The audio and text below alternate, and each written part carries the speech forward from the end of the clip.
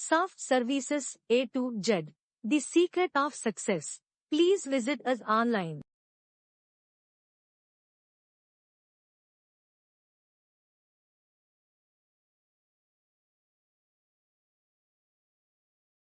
మంచి ఫలితాలు. మనం మంచి ఫలితాలను పొందాలనుకుంటే మంచి పనులు చేయాలి.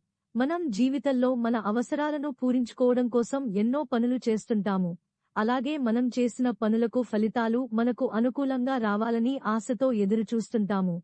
నిజానికి మనం చేసిన పనులకు ఫలితం కోసం ఆశతో ఎదురుచూడవలసిన అవసరం లేదు. మన పనులు నిర్వహించిన తక్షణమే దాని యొక్క ఫలితం మన అంతరాత్మకు తెలిసిపోతుంది.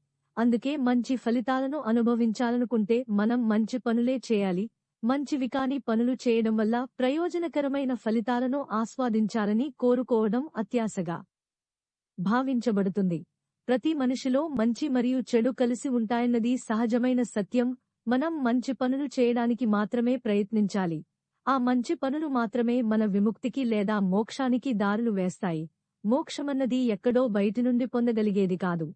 అది ఒక మంచి జీవన విధానంతో మనం మన సహజమైన సాత్వికమైన స్వభావాన్ని అలవర్చుకుని అనుసరించి మన మనసులో మంచి భావాలను పెంపొందించుకున్నప్పుడు స్వార్థమన్నది నశించి ప్రాపంచిక బంధాల నుండి విముక్తి పొందగలుగుతాము. మన స్వభావమన్నది మనం తినే ఆహారంపైన ఆధారపడి ఉంటుంది.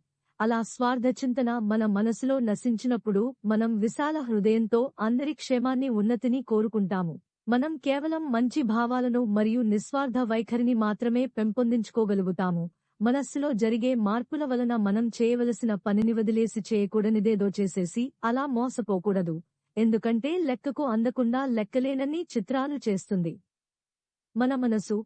మహాభారత యుద్ధం జరుగుతున్న సమయంలో అర్జునుని వంటి గొప్ప శక్తివంతమైన యోధుడు కూడా తన మనస్సు ఊగిసలాడుతుందని, దాన్ని నియంత్రించడం తనకు కష్టంగా ఉన్నదని కృష్ణుడితో చెప్పాడు. అభ్యాస వైరాగ్యాల ద్వారా మనస్సును నియంత్రించవచ్చు అని శ్రీకృష్ణ భగవానుడు చెప్పాడు. స్వభావరీత్యా హృదయం మంచిదే అయినప్పటికీ చెడు సహవాసం ద్వారా అది కోపం, అసూయ మరియు ద్వేషం వంటి చెడు లక్షణాలతో కలుషితమవుతుంది. మనం చేస్తున్న సహవాసం మన మనస్సును ప్రభావితం చేస్తుంది. మనం చెడు సహవాసం నుండి దూరంగా ఉండాలి.